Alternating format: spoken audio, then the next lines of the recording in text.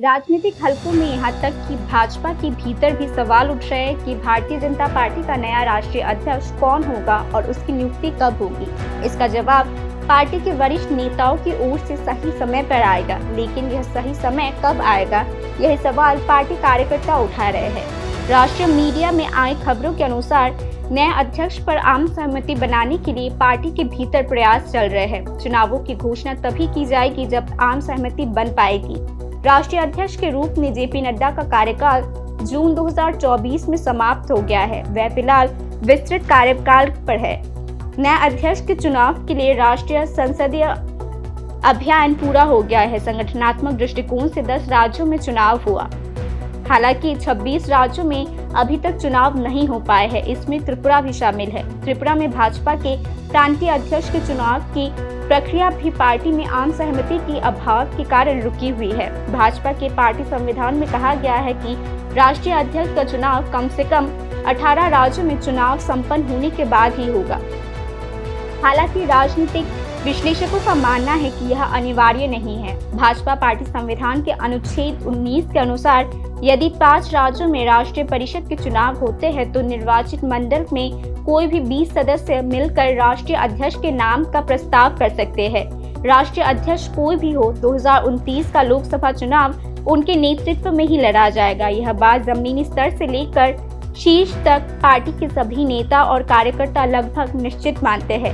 ऐसे में पार्टी इस बात को सुनिश्चित करने को अत्यधिक महत्व दे रही है कि यह संदेश ना जाए कि संगठन के किसी खास वर्ग की बात नहीं सुनी जा रही या उन पर निर्णय थोपा जा रहा है। विपक्ष पिछले 10 वर्षों से लगातार यह नैरेटिव बनाने की कोशिश कर रहा है, इसीलिए बीजेपी इस बारे में अत्यधिक सतर्क हो चुकी है। नए अध्यक्ष की घोषणा के बाद भाजपा राष्ट्रीय परिषद और कार्यकारी परिषद में महिलाओं के लिए 33% सीटें आरक्षित करने की योजना बनाई जा रही है। इससे पार्लियामेंट्री बोर्ड्स और सेंट्रल इलेक्शन कमिटीज में महिलाओं का प्रतिनिधित्व बढ़ेगा। विभिन्न पार्टी संगठनों में भी महिलाओं की भागीदारी में बढ़ोतरी होगी। दूसरी ओर आरएसएस इस बात को महत्व दे रही है कि आदर्श के प्रति समर्पित युवाओं को अवसर मिले। भाजपा सहित सभी संबंधित संगठनों में विचारधारा के प्रति समर्पित युवाओं को प्राथमिकता दी जा रही है।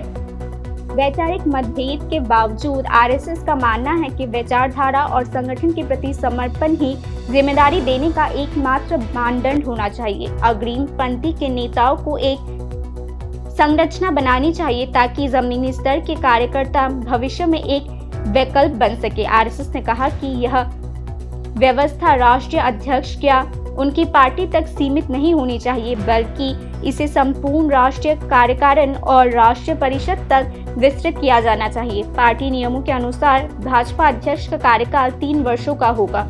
कोई भी व्यक्ति किसी पार्टी का 2 बार से अधिक अध्यक्ष नहीं बन सकता। ऐसे में अब नए पार्टी अध्यक्ष को अपने कार्यकाल के दौरान 12 महत्वपूर्ण चुनाव कराने होंगे।